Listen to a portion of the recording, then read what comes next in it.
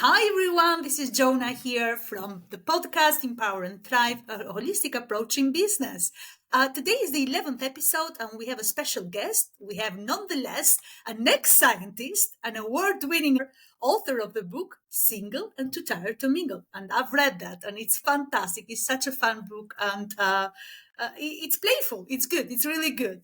I forgot to mention the podcast with over 10K followers, subscribers on her YouTube channel, the Coco Novak Show, the one and only Coco Novak. Coco, welcome and thank you so much for joining the live. I'll leave the floor to you in a second to do the introductions. Just bear with me. I'm so excited about that. It's one of those live talks when you feel the energy in the room. It's just me in the room, by the way, but live on stage and everything. Yes. So, Coco, thank you so much. Take it away and give us a little introduction about yourself and the book mostly and the podcast show. Yeah, hi Jona, and hi everyone listening. It's so much fun to be here. It's always nice doing a session with you and chatting with you. I'm looking forward to the show. I'm an ex-scientist, I guess, and then at the end of 2003, so in December, I launched my own. Oh, here's the cat. So sorry about that. She's always interested in what I'm doing. Sweet, I can borrow her. I published my first book called Single and Too Tired to Mingle. We have a guest appearance, basically. She's so needy for attention. Oh my gosh. Yep. She was Cat life. sleeping until this moment. So I published my book Single and Too Tired to Mingle. I really wanted to publish a book for a long, long time and write it. So it's about relationships, basically, with yourself, with your exes. If you have children, it's very important to have a good relationship with your ex, for sure. Otherwise, it doesn't matter too much. I can't comment on that because I don't have any part of experience in that, but I can relate. Parts. So whilst it's my autobiography, there's also a lot of research in the book, probably more than 100 different references. So you can definitely read up on a lot of topics that I write about, like parenting, like how the world, different countries support new parents or new mothers. So Europe supports new mothers very well, even up to a year, or I think the Scandinavian countries, nearly 2 years of full salaried maternity leave. Whereas, more developed countries offer very, very little in support, in a way of supporting new parents in general. So there's a lot to read about, actually. I think it's fun. I think it's interesting. There's a lot of anecdotes in there as well. So from then, I think you can see it in the background. That's kind of the front cover. Next time I'll have it with me. Yeah, and from then I launched a podcast, the Coco No Show, which is available on YouTube in a video format and also all the other audio formats.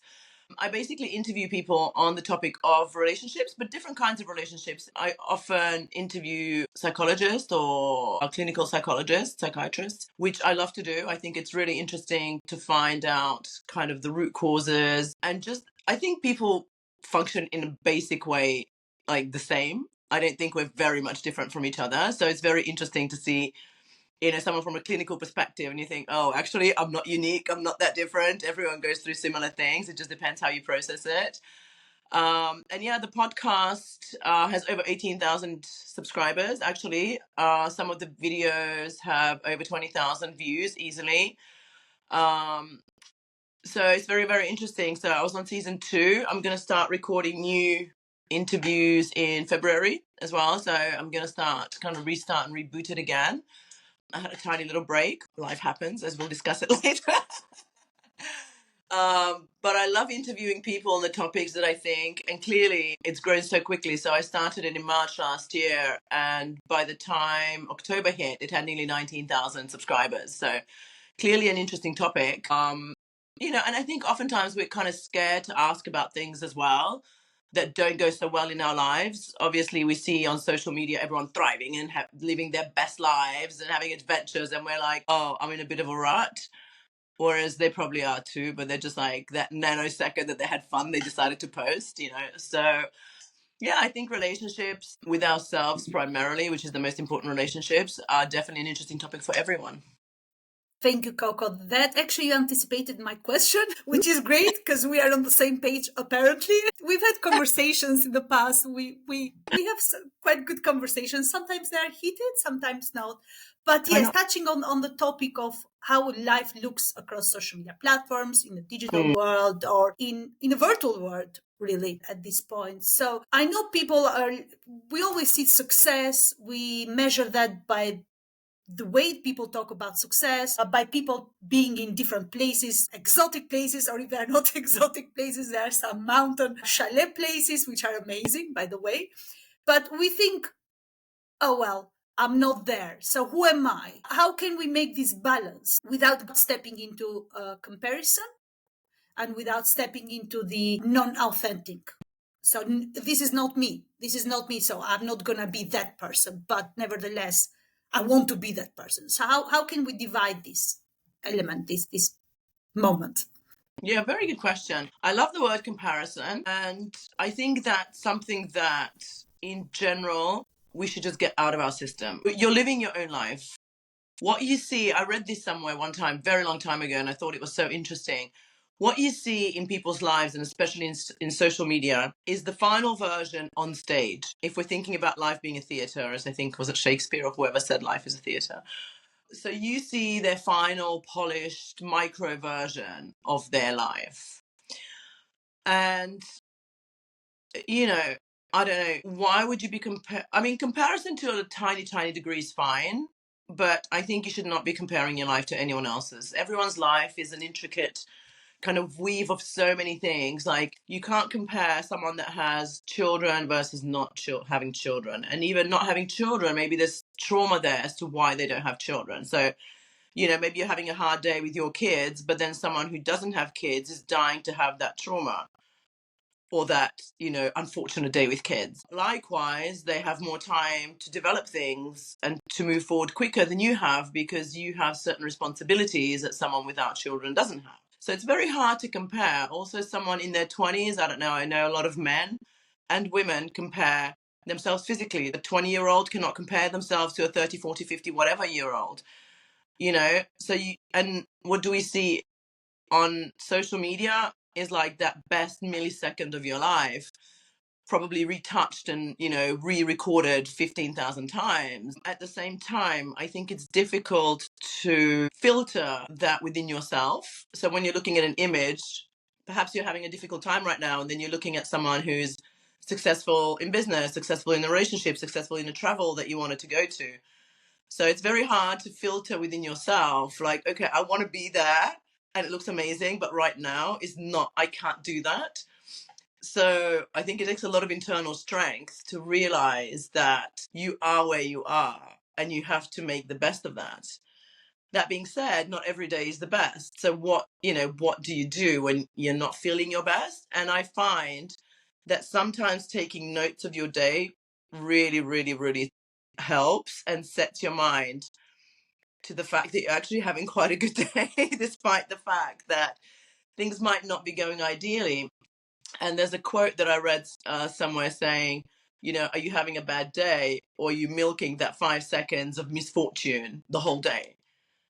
Right. And that's happened to me before. I've had an amazing day, then something happened, disrupted that amazing flow of the day. And I was like in a rubbish mood. And then I'm thinking, why am I doing this to myself? Just because like a shitty event happened doesn't mean my whole day or my life is bad, actually.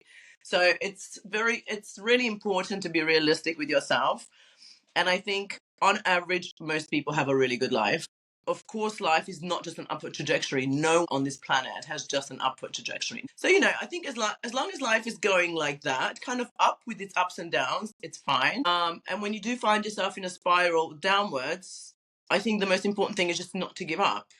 Everyone's had bad spells in life and you've survived. Therefore, you'll survive another bad spell. That's just life. That's everything. So, yeah, I think filtering out in your brain what you see on social media and realizing it's a micro moment of someone's life. That must have been edited heavily. Some editing going on in that moment in life, for sure. But having said that, some people have those moments. Like real authentically speaking. They might have those moments in life. They are captured and they're there for some reason for the audience. I think it's how we as viewers, or how we as buyers in this case, buy the idea, and how we interpret that idea, what is happening around us, rather than the actual fact that it's happened to them. Doesn't have to happen to me. Even if it happens to me, maybe I'm not gonna be that ecstatic as that person who had that heavy edited video clip or something across social media. So we always think that everything is straight upward. So life is beautiful. Everyone is having good time. We're having, oh, as you said, a rubbish time. Those 5 minutes of rubbishness in the day make up for the day. So we count them as tragically. That's the day. It's done. We can't do anything else. But how can we be more resilient? How can we build resilience through those moments? That's something negative, we call it negative, but maybe it's not negative as such, but something not quite good as we expect it happen, and then it takes a turn that everything is out of the window for some reason in our mind, not necessarily throughout the day. I think resilience is an interesting topic, to be fair. And I think some people have it more genetically, if you want, more intrinsically. They're a more resilient character. I think I probably am one of those. And some people are not so resilient to stress and to negativity in life, right? I think if you're kind of naturally more resilient, I think it's quite fortunate. It's a little bit easier to handle. If you're naturally not so resilient, and you find negativity really affects you badly, I think a couple of routes are probably good to go down. So one is maybe find a friend who's a little bit more resilient and who knows you well and who you're not scared to speak, your true authentic self to. Also, knowing that you're not naturally so resistant might be a good way to go. I always find that reading books is a good way to do it. I like reading autobiographies, I have to say, because it just shows you that everyone has gone through struggles, and if you've persevered, you've been successful on some level. Success is also an interesting topic. What is success, right? Which is something that I struggle with because I have these grandiose ideas what success is. That's part of comparison. So it's very much linked with the comparison. Could be part of comparison, could be. And then if you dial it back and you think, what is success? I'm doing okay in life. I have healthy children. I do sports on a regular basis. I do things that I love. Maybe I want to travel more, but I travel quite a bit. So, I have a roof over my head. I have a warm shower. I have a coffee every morning. That's quite successful. Not everyone has that, right? So sometimes you have to dial it back into little micro moments. And again, if we're speaking about resilience and when you are down, I actually found it really funny one time. I was changing a password. I couldn't remember the password for the life of me, right, to something. And then I'm like, okay, fine, let me just change the password.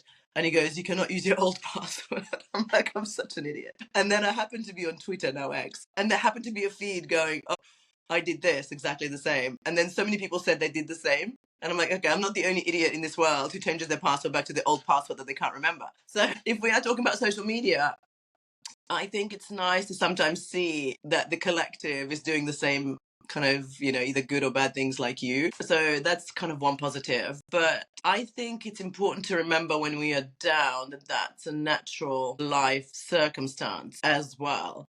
However, you do need to actively and proactively to get yourself out of that. And sometimes it takes a long, long time. I think, I don't know how many years back, I had a really difficult year. Like everything was just hard. Things were just happening in business, in personal life. And I'm like, I can't even deal with this anymore. It's like everything on every single front.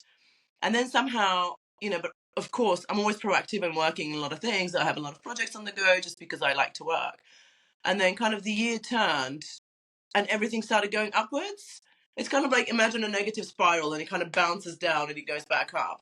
And sometimes it takes a while for that bounce to happen. But I always try and say to myself, listen, you can always give up tomorrow. Giving up is easy. You can just decide and you give up, right? It's difficult to work your way through things. But I think that once you've worked through things and things then turn around, I think you can use that experience for when things happen negatively for you later on. So you've gone through difficult things. You've now thrived in whatever area you're thriving in. And when that negativity happens again, because, someone's not going to sign that contract, someone will leave you, someone will do whatever, you can look back on the times when it was hard for you and you've survived through that, and you can use that to make yourself stronger. And also, it's important to remember that you can only control the controllables, what you can control. Your life is actually, to a large extent, out of your control, which is quite a weird thing to think about. But you don't control other people.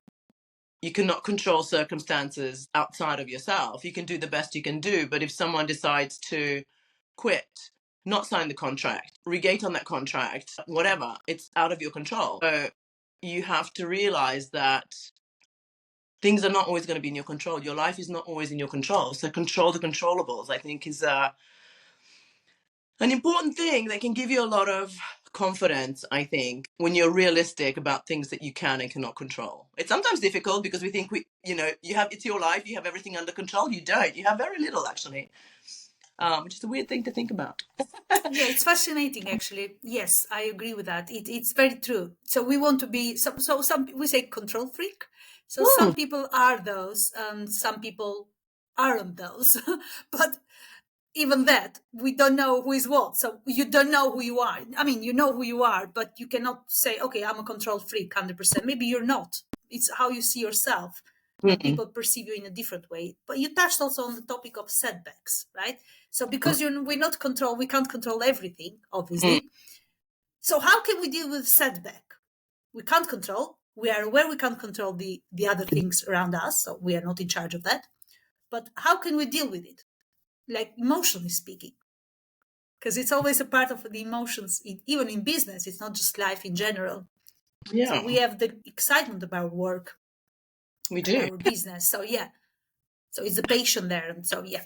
I have this quite bizarre book. It's called Transurfing, a Transurfing Reality or something like that. It's by a Russian writer. It's 1,000 pages, massive. And it's quite a quirky book that I found somewhere. It was a Russian bestseller back, I don't know in what day, whatever, this guy had published his book. And I was just reading about this recently because it was, I needed to retouch up on my setbacks and get my mind in order. And it does help, actually. Again, setbacks will happen in life, right? It's annoying when they happen because we want to just have like a nice positive life. We want everything to go well. Setbacks will definitely happen, whether it's personal or it's business, whether it's relationships.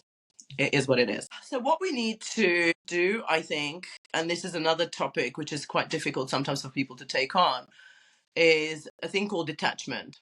Right, we have positive and negative detachment. Some people just detach, which is not a good thing to be. Right? You don't just want to be detached from life in general, because then you're not being actively involved in life, and it's actually quite a lonely place to be. Some people are too attached. I guess we could go into attachment theory here, which is a different topic altogether. But I think the attachment to things and events is where these emotional, psychological issues happen with setbacks. So what we need to remember is that it's just the attachment and the importance that we place on whatever's happened. Okay, let's say nothing is fatal in life and dramatic. Very little thing. Okay, something's up. Very little. Okay, let's say in business, you've had a setback. You've wanted a job really badly, or you've wanted a contract really badly, and it was almost set, and then they pulled back at the last minute. Right? We've all experienced that in business, I'm sure. It just depends how much importance you place on that thing and whether you accept it or not. Okay,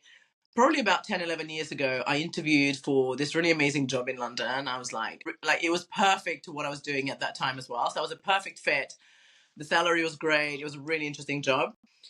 And they flew me in and they interviewed me. I thought it went great. And then it turned out I didn't get the job. And I was so kind of down morally on myself, and I was really disappointed. And then I realized after a couple of days or maybe a week, it's because I was trying to fight that within myself. And then once I accepted the fact that, okay, fine, it didn't happen, that acceptance made me get over it very, very quickly. So I accepted the fact that I was hurting, that I was disappointed, that I didn't get something I thought I should have got. And then as soon as I was realistic to myself about it, that I'm hurting, it released its grip on me, and I thought, oh, that's really interesting. So sometimes we're trying to fight that disappointment, whether someone leaves us, whether a contract is not signed. And if you actually allow yourself to feel hurt and admit to yourself, okay, this is hurting me, you will find that the grip releases itself a little bit more. It's just when we're trying to fight that disappointment, I find that it's more difficult to get over it.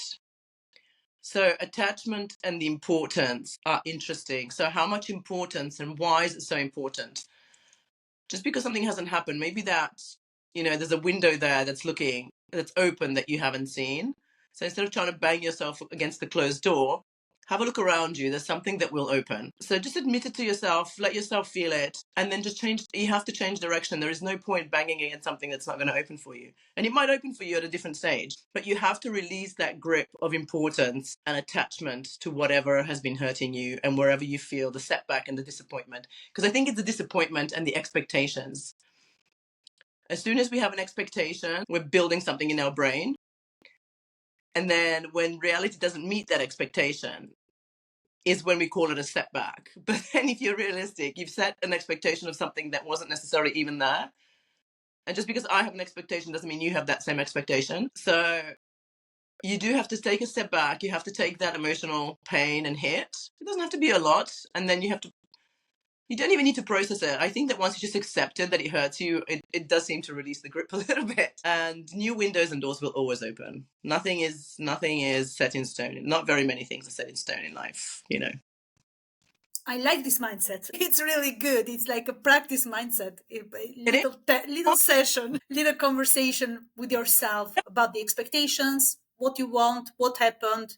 So it's analyzing a little bit backwards of what happened, how it happened, and what we have lost about this opportunity. Because I think it's also, we link it with the opportunities we miss. So it's like I've missed something big. So I missed something some time ago, and I think I've missed something big. But probably at the end of the day, now that I realized after months, I'm aware. So now I realize I haven't lost anything. Correct. On the contrary, I've gained some more traction. I've gained some more freedom. I've gained more achievement. So it's personal how you feel it. So I've achieved more without having that opportunity. It's interesting how we interpret ourselves and how we see and how we think about things. Well, Coco, thank you so much. We are about to wrap up. We have a few minutes left. I'd like for you to please tell the viewers, the audience, and whoever is going to watch the replay. Thank you very much for whoever is going to watch the replay. Can you tell us where we can find your book? I had your book. I've read it. Obviously, I said that at the very beginning, but how the audience can find your book? Yeah, if you go on YouTube and just search for the Coco Novak Show, in the little bio, you have all the links. So on Amazon, of course. Where else can you find me? You can find me on YouTube. You can find me on... We can find you right here because I can see it at the back. People have just to Google up "single and too tired to mingle." There's only one book, and that's from the one and only Coco. So it's not a duplicate. It's not a copy of something, but it's your book, and I'm sure that the audience will recognize that on Google. So that's another way. My YouTube channel, basically. So. Yes, YouTube channel to follow you. Obviously, subscribe to your show. It's beautiful. I haven't been yet on your show. There, I said it live.